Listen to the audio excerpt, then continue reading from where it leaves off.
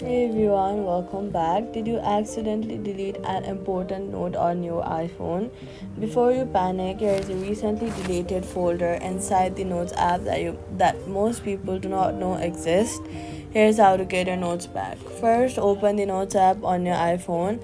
On the main screen where you see all of your notes, scroll all the way down to the bottom and then you see a folder called recently deleted. Now tap on it, and all your notes that you deleted in the last 30 days are still sitting right there. Find the one you want to recover, swipe it on the left, and then tap on the move option, and then choose the folder you want to put it back on, or just tap notes and send it to your main notes. If you deleted more than 30 days, then it's gone from here, but you have still enabled iCloud backup enabled.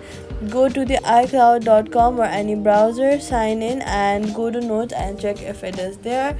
So that's it. So all you've got to do is go to the notes app, scroll to recently deleted, swipe and move it back. Your note is recovered just like that. Subscribe for more iPhone tips you do not want to know about.